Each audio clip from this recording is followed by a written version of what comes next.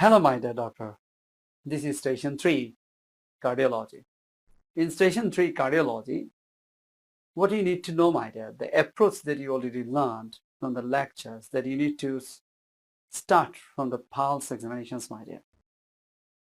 And once again, according to the pulse examination, that you need to think about whenever you try to get definitely the rate and whatever the things that you do, my dear. But the approach that you learn, that you start the irregular rhythm, my dear. If you found the irregular, the diagnosis of atrial fibrillation, the diagnosis in the heart that you're looking for, the mitral valvular disease, MS with or without mitral regurgitation. So yes, if you don't found the irregular rhythm, then you get down, the second step, might the low volume pulse, the diagnosis severe aortic stenosis. If you found the high volume pulse, then the severe aortic regurgitation. And if you don't find anything else, yes, my dear. So you need to think about if the adult, A for ASD and VSD for the baby, my dear. So these are the steps, the general steps that you need to think about to make the diagnosis. Yes, my dear doctor. Now, the patient, the gentleman, we are having like more than 65 years age. So he has been presented with the DG spells and the syncopal attack after having some exhaustion. So usually the history will be given here, the Station-3 Cardiology, this elderly man having the history of syncope after exhaustion. Yes, my dear, that you already know from the lectures that I said that the history in Station-3 is very important. If you have the history of syncope after exhaustion, you should make the diagnosis, spot on the diagnosis, severe aortic stenosis. So yes, my dear, this is our case so that we can think about that. Yes, we can make the diagnosis on the spot. So providing all them together, now that you can start your examinations, you need after that. So yes, my dear doctor, that what you need to do, immediately after that you enter the room, that you need to start the 6 important steps, my dear, and start with the greetings, introduction, instruction, and then pain, position, and posture, my dear. The Jeep bundle packs that you need to do. Start with the good greetings, my dear. Good greetings with a good smile, with a good handshake is really important. But before hands, when you start the examination, definitely you need to wash your hands, my dear. And shouldn't be these things, as you already know, the infection control protocol. So yes, my dear doctor, you need to start by good greetings with a good smile. So let me start with the good greetings. Hello, sir. Hello. Good morning. Good morning. All right. So my name is Dr. Saha, one of the doctor or one of the PACES candidate here in today. Yes. So what I'm going to do, I have been asked to examine your heart, your cardiovascular system in the heart. So during this procedure, and what I'm going to do, actually, I'll have a very good look and also feel and listen to your heart. Okay. So do you have any pain in your heart? No. All right, fine. So during this procedure, if you feel any pain, any discomfort, just let me know. I'll stop at that moment. Okay. Is it all right? Yeah, that's all. Perfect. So yes, my dear doctor, this is very much important that you start with the good greetings. The very nice, handsome gentleman, the elderly man, is sitting here for allowing you to examine the patients and getting the diagnosis in your hands. And this is very important to go through the Jeep bundle packs very well, my dear. You enter the room with your good gesture, good handshaking, and after that with a good smile, and enter in the heart of the patients, make a good rapport, and then the patients will be happy and allow you to do all the possible examination that you are going to do. So greetings, introduction, instruction. Then I have given already instruction what you're going to do, and even after pain, position, and posture. You start with the pain. That do you have any of the discomfort, any parts of your pain, any parts of your body? So if you feel any kinds of pain or discomfort, just let me know and stop at that moment. After that, then position and posture, my dear. So you need to tell and you need to check whether he is a 45-degree angle. In an exam setting, you'll see that we have other video clips that you'll see the real exam bed that you'll have, my dear. So you need to make the head in 45-degree angle so that you can examine cardiovascular system very well. So yes, my dear doctor, after that, the posture is really needed, means the exposure. Exposure means you need to tell him, sir, would you mind just to put a few shots for me? Is it all right? That's all. All right, yes. You need to help the patients, so you need to put the shots. I'm just putting it here. Is it all right? Yeah, that's fine. All right, thank you very much. So after that, he is ready now to examine the patients, my dear. Means you are now kept ready to start your examinations. So yes, yes, my dear doctor, this is a perfect, right, the 45-degree angle. This is not a perfect bed actually. In your real exam, you'll have the perfect bed so that you can make the head and arc for 45-degree angle so that you can examine the patients very fast. So now this patient is ready to start your examinations, my dear, the cardiovascular system. And definitely the cardiovascular system's examination should start from the pulse, then the blood pressure, then the JVP, and the eyes. Then you need to see the anemia and jaundice, in the tongue, anemia, jaundice, and gamma hyperplasia, getting down to the precordium examinations. And the precordium, that the apex beat is most important, my dear. And after that, the left parasternal heat, these are PhD findings altogether. And immediately after the heart sound, the S1 and S2, and then murmur is really important, my dear. After the murmur, the lung base crackles, and definitely after that, you need to go through the legs, my dear, to see the leg edema, and also just tell them immediately after that finishing your exams that you need to tell them that I'd like to do the vitals, means the observation chart, along with the urine dipstick. So that's the things actually you need to throw the sequences of the steps of the examinations that you need to do complete for completion of the examinations, my dear. So let me start by starting the examination from the hands, and I'll show you the steps and having the possible history in your mind. Always keep in your mind the history of syncopal attack after exertion. So definitely you spot the diagnosis according to the lectures. As I said, the severe aortic stenosis, and not the severe aortic stenosis, the severe symptomatic severe aortic stenosis having the history of syncopal attacks. So definitely, my dear, the examination should start with definitely the pulse, and then the blood pressure, and then so on. But yes, from the examination starting, that you need to start the examination definitely from the hands, my dear, the peripheral stigmata of infarct endocarditis. And peripheral stigmata of infarct endocarditis starts with the clubbing splinter hemorrhage. So what I'm saying, the clubbing splinter hemorrhage, and then turn the hands, they need to see the granulation and osseous stenosis altogether, and then you need to go up, move forward to see the any petechiae and the purpura in the whole over the body, and of course in the eyes that you need to look for the Roth spot, and definitely in the tummy then you need to look for the splenomegaly, and in the urine then you need to look for the hematuria. So these are the stigmata of infarctive endocarditis. So now that you need to start your examination, you need to tell, just put your hands like here, and you need to just to look from the side, the clubbing like that. And then clubbing, immediately after that, you need to look for any splinter hemorrhages. So he has no clubbing, no splinter hemorrhages. Immediately after that, you need to tell, sir, can you turn down your hands? Perfect. So you need to see any oscillars on the tips of the fingers, any oscillar snores, and the granulation. So there is no oscillar snores, no granulation. So no clubbing, splinter hemorrhage, granulation, oscillar snores in the 2 and 2, the 4 bundle packs here, these are absent. It does mean that no peripheral stigmata of infarctive endocarditis.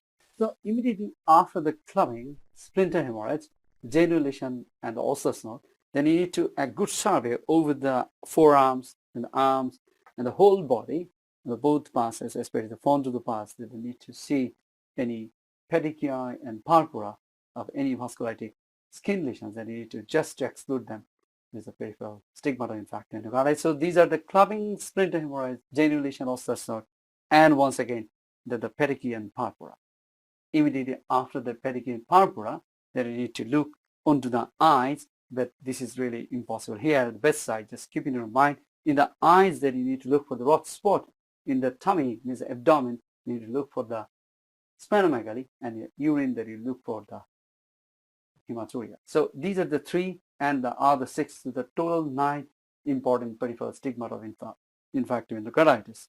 So these are absent. It does mean that you can say at your presentation there is no peripheral stigmata of infarctive endocarditis. Immediately after the peripheral stigmata of infarctive endocarditis that you finished one, yeah, immediately after that you need to start the examination definitely from the hands, my dear. That is a pulse, my dear.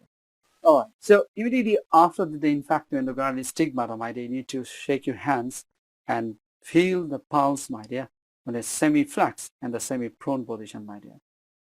And you need to feel the pulse. What you're looking for, you're looking for the rate, my dear, for 15 seconds. Then you need to look onto the watch for 15 seconds.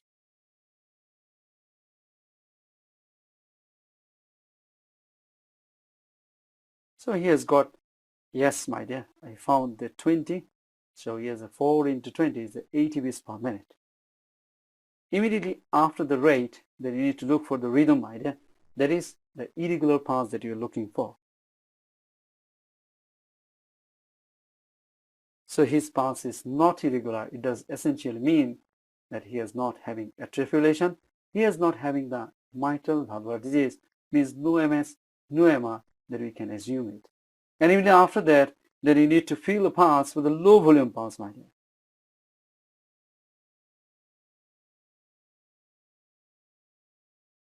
So I found low volume pulse, my dear.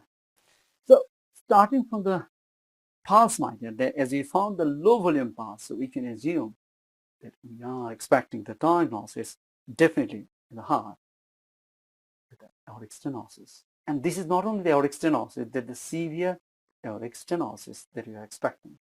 So it's very important, my dear, the thing that you need to know, my dear, starting from the pulse quantification is very important. We found the pulse is the low volume pulse, the diagnosis is done, definitely the severe aortic stenosis. Now we need to be just with the coincide, the other findings, so that you can make the diagnosis, other things, the best possible way, and make your diagnosis. Yes, this is severe aortic stenosis once again.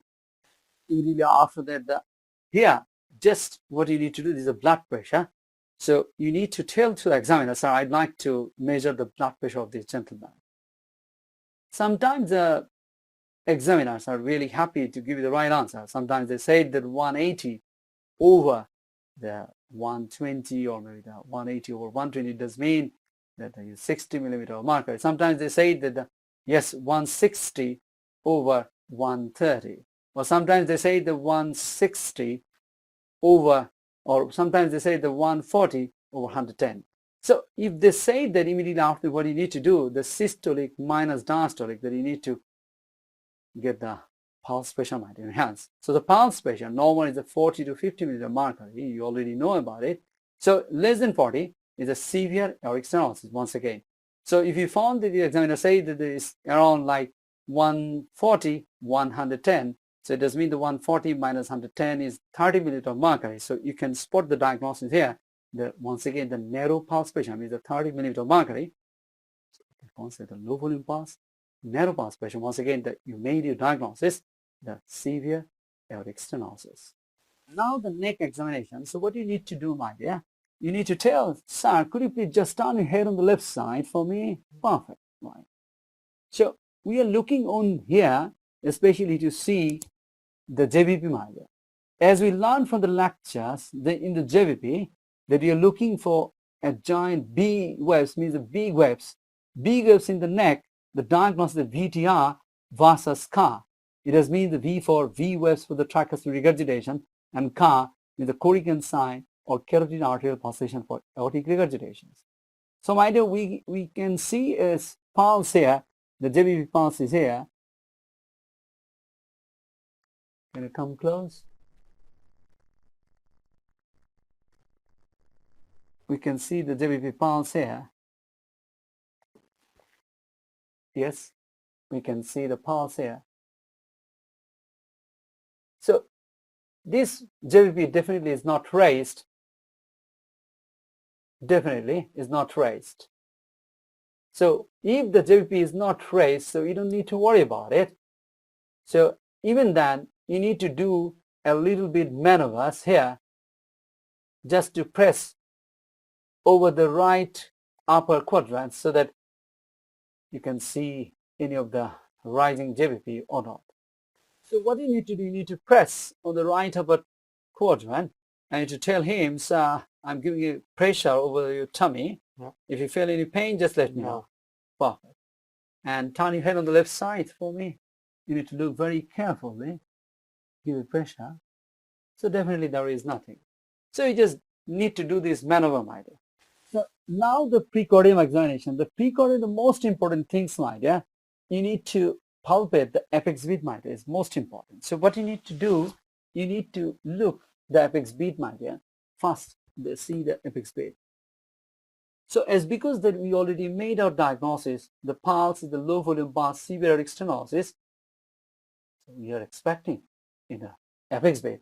Definitely the apex beat is slightly displaced with the lowering down and heaving in nature. Once again, slightly displaced, heaving in nature. So you need to put the hands. I have not seen the apex beat any visible pulsations, but even then you need to put your hands like this.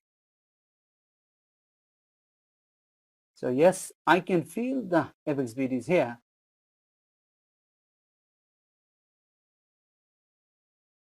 And this is the apex beat here. So we can find the apex beat is here.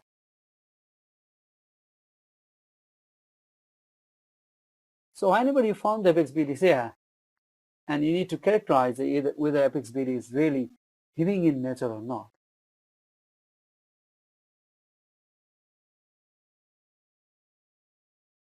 So this apex beat is not heaving in nature. So definitely this is the place. So immediately after you need to look at the apex beat, the second, third, this is fourth, this is fifth, the fifth interosseous space and medial to the mid-clavicular line. So definitely is a normal in position, my dear. So apex beat is not heaving in nature, normal in position. It does mean there is no left ventricular hypertrophy complicated by severe aortic stenosis. So we made the diagnosis here. The apex beat is in normal position. Immediately after that, the apex beat quantification, my dear. When I feel the apex beat, immediately after that, the PHT, my dear, means the PHT, the P for palpable P2, H for left parosteal heave, and T for tricuspid regurgitation. These things that you need to palpate, my dear. So you need to feel the P, my dear, just push it here and feel the P for the pulmonary hypertension, P for P2 palpable, there is no P2, and then you need to put your hands like this for the left parosteal heave. There is no left parosteal heave, the hands is not lifting, and you put your hands here for the left parosteal, left lower sternal zone for the tricuspid regurgitation, pansystolic murmur, thrills, there is no thrills at all. So PHT is absent. It does mean essentially the diagnosis done means that you excluded the features of pulmonary hypertension. But when I feel it here, I feel something inside his skin. And I can feel the something here. So immediately after the feeling, so you should feel the way that I'm feeling. And you need to quantify a very stick-like structure that just underneath the skin on the left fourth or maybe left fifth, left third to left fifth intercostal space, there is a stick-like structure underneath that. This is very important, my dear. I'd like to tell you a little bit more. So yes, my dear, so this is very important. Whenever you come to the exam to UK, especially for the UK centers, you'll get some of the things like the way that you found here. A stick is just inside the skin, my dear. So if you just come close, you can see the stick is here. You can see the stick is here, and there is a small faint scar here, very small faint scar here. So these things actually inserted into the skin. So if I put it the first end and the last end and the stick, this is the stick. So this is nothing but my ILR. It does mean the implantable loop recorder, my dear. So ILR means the implantable loop recorder, or we sometimes call the cardiac monitor.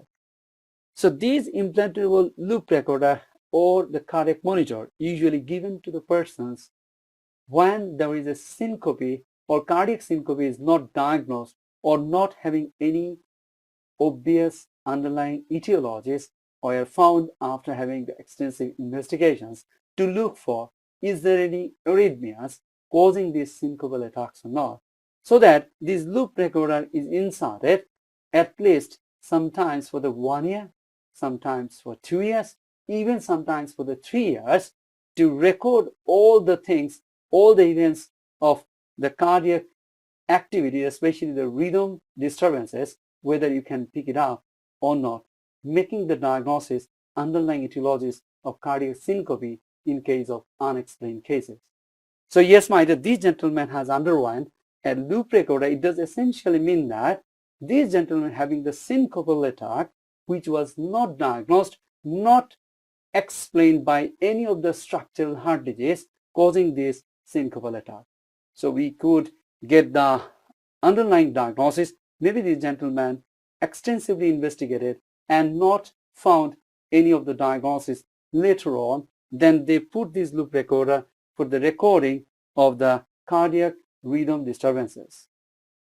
So you can make the diagnosis on the spot. There's an ILR in situ, and that does mean the cardiac syncope is still undiagnosed and maybe the rhythm disturbances. Immediately after that, you found this ILR. That, my dear, listen very carefully, the inspection, the palpation, that's really important. We have not found any of the obvious big scars, but we found a very faint scar, and there is a ILR that is inserted underneath the skin on the left precordium, my dear. So immediately after that, the auscultation is important. As we found the low volume pulse, so we are very keen to make the diagnosis of the aortic stenosis and getting the findings of the auscultation findings. In auscultation, you need to put the stethoscope here for heart sound, for the first heart sound and the second heart sound. So you need to put the stethoscope here for the first heart sound. And always whenever you auscultate, you need to put the stethoscope here for the first heart sound, and you need to put your hands definitely over the carotids.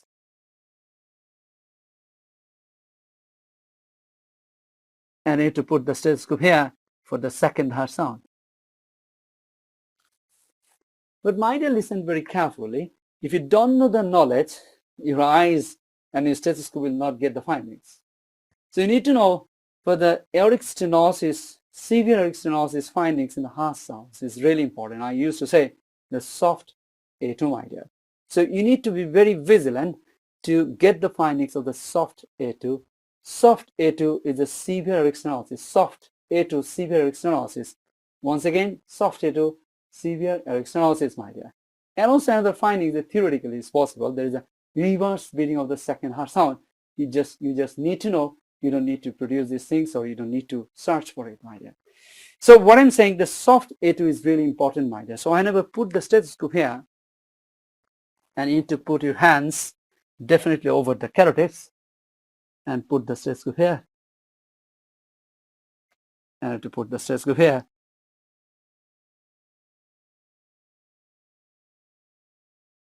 So soft A2, usually the normal heart sounds is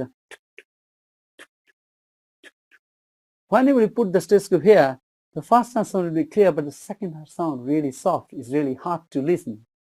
So it should be something like that. In contrast, normal. In contrast, the soft A2 is the second heart sound, the A2 component is really inaudible or very hard to listen. So yes, my dear, so you put the stethoscope once again. If you found it, so you made the diagnosis, severe aortic stenosis. So immediately after that you found the soft A2, yes, I can listen the soft A2 like this. Yes, I found the soft A2 here.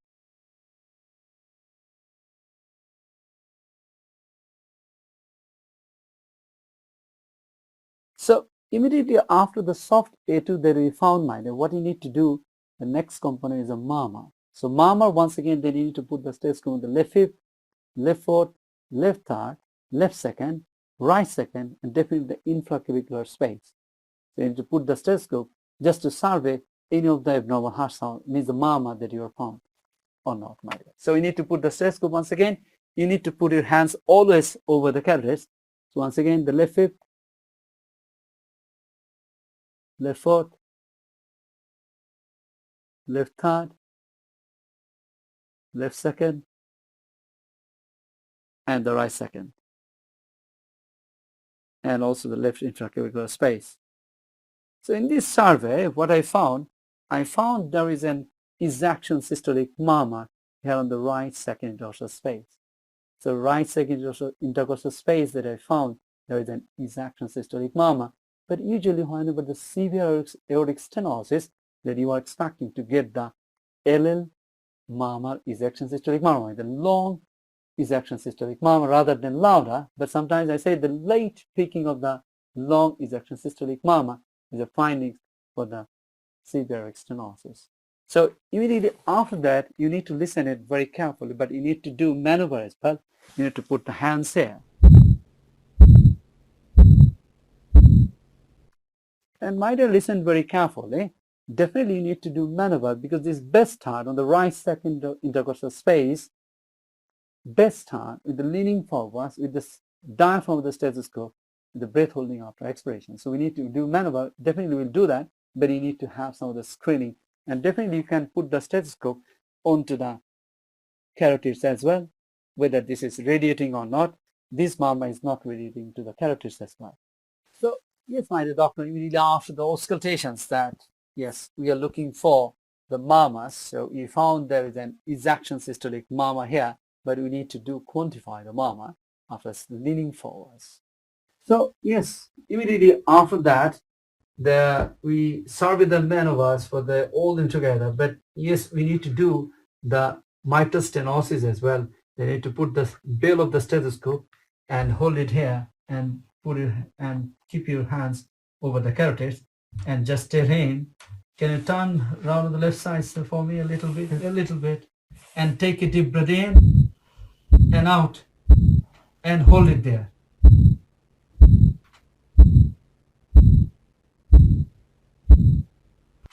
Thank you, sir. Like that. So you found the maneuver that you have done. That does mean that the diagnosis, the mid-diastolic murmur is not there, so the no mitral stenosis. You just confirmed it. So immediately after that, my dear, listen very carefully. What you need to do is auscultate the bone, and now that you need to auscultate the maneuver for the aortic stenosis and the aortic regurgitation. What you need to do, you need to tell, sir, could you just sit forward for me? Yeah, and just move forward, perfect. And you need to put the stethoscope onto the right second intercostal space and put the hands over the carotid and just tell him, take a deep breath in and out and hold it there. So this is the aortic stenosis murmur that I found that he has got a ejection systolic murmur. But I have not found a longer murmur, but he has got a ejection systolic murmur. Immediately after that, you need to put the stethoscope onto the left third intercostal space once again and tell him, take a deep breath in and out and hold it there. So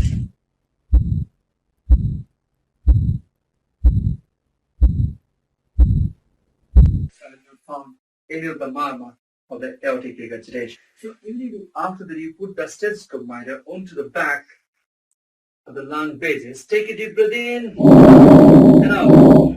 Perfect. Once again. Out. Once again, sir. Out. Once again, sir.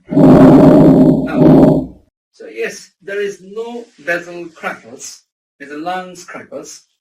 And then you need to see the leg edema as well. Sir, can you just lie back for me? Thank you. Can I have a quick look on your legs? All right. You need to put them out. And of course, to see there is no leg edema. And you need to answer, is it painful? No. No. All right. No. So there is no leg edema. And you need to, of course, put the socks back and put the clothes back to him, always, my dear.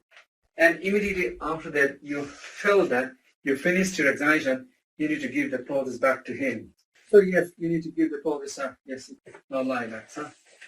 Yes. And immediately after that, you felt that you finished your examination, you need to tell him, so thank you very much. Thank you. You have done excellent job for us. Thank you once again.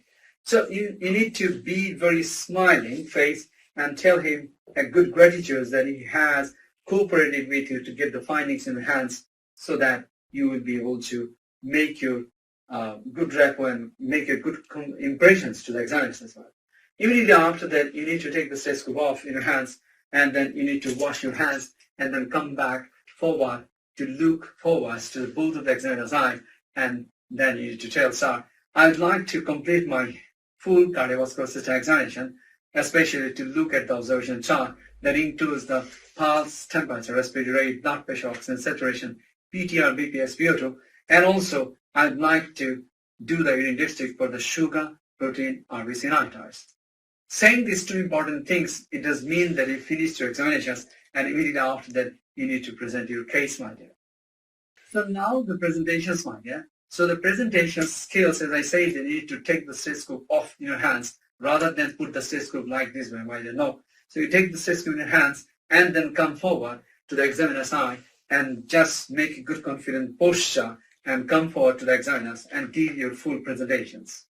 So before presenting your case, my dear, we know the few important points that should be included and that should be included in your presentations. So starting from the first topic, my dear, that in your mind, you need to know about which valvular pathology that you are talking about. Means whether this is aortic stenosis or maybe mitral stenosis or whatever the valvular pathology. Means our case is the aortic stenosis, number one. Second is the severity. Means is it severe aortic stenosis or not. Third is really important, my dear. Third is there any presence of heart failure or not, means the left heart failure. And also there is any of the presentation of the right heart failure and the pulmonary hypertension as well. And fourth important talks, my dear, this is very much important, any peripheral or any stigmata of infarct endocarditis. And fifth is the underlying etiology of valvular disease, my dear. So these are the five important points that should be included in your presentation. So keep in your mind, you need to present your case, my dear. You need to tell sir, my clinical diagnosis of this elderly man is aortic stenosis, as evidenced by ejection systolic murmur, best heart in the right second dorsal space, leaning forwards, putting the stethoscope on the right second dorsal space, and breath holding after expiration. And this aortic stenosis is severe in nature, as I found he has got the low volume pulse, but I would like to measure the blood pressure, whether he has got the narrow pulse pressure, and also, but I have not found the apex beat is not healing in nature. It does mean this gentleman's severe aortic stenosis is not complicated by left ventricular hypertrophy. But I found he has got the other features of severe aortic stenosis is a soft A2, but regarding the murmur, also I can't get the longer murmur. So it's a bit of in between the findings. I found the low volume pulse, and also I found the soft A2, and I found the ejection systolic murmur that in between longer or maybe not longer. So these are the things putting in our mind that it can be the severe aortic stenosis. And also I found this gentleman, the history says that he has the syncope after exertion. So this is a symptomatic severe aortic stenosis, I should say, because he has got the symptoms. But along with that, I found he has got the additional findings. He has got the ILR, is the implantable loop recorder that is in situ in the left fourth intercostal space subcutaneously. It does mean that he has got the undiagnosed, the causes of cardiac or causes of syncope, maybe the arrhythmia or maybe some of the rhythm disturbances. And this severe aortic stenosis, along with the ILR, is not complicated by the left heart failure, as evidenced by absence of the lungs crackles, both basal on the bibasal crackles. And also it is not complicated by the pulmonary hypertension, absence of the PHT, means the palpable P2, loud P2, and H for the left personal heave, and T for tricuspid regurgitation, pansystolic murmur, and left fourth intercostal space. And also not complicated by the right heart failure, as evidenced by absence of rage AVP, the hepatomegaly, and also the leg edema. So putting all them together, this elderly man has got the diagnosis of the severe aortic stenosis with ILR in situ, not complicated by left heart failure, not complicated by the pulmonary hypertension, without right heart failure, not complicated by infarct endocarditis, because absence of the infarct endocarditis stigmata, and the underlying etiology of the severe aortic stenosis, because he looks to be more than 65 years age. I think this gentleman, the underlying etiology is the age-related degenerative calcifications. So yes, my dear doctor, listen very carefully. Immediately after that, you need to tell to the examiners, sir, I'd like to confirm my diagnosis by doing the echocardiography cover Doppler. Along with that is because you found the ILR in situ. So definitely you need to talk to the patients when this was inserted, or maybe you need to go through the previous documents when it was inserted. And also you need to refer to the cardiology regarding this ILR and its reporting further on and getting the reports back in your hands. And after that, the rhythm disturbances management can be done. So yes, my dear doctor, this is a very important case, very nice gentleman, smiling face, very cooperative, and he has done very well with all the cooperations. And the diagnosis, there's a severe aortic stenosis, symptomatic, along with ILR implantation, without heart failure, without left heart failure, without pulmonary hypertension, without right heart failure. Yes, without infarctive endocarditis, and underlying etiology is age-related degenerative calcifications. And you need to tell the examiners these investigations further on.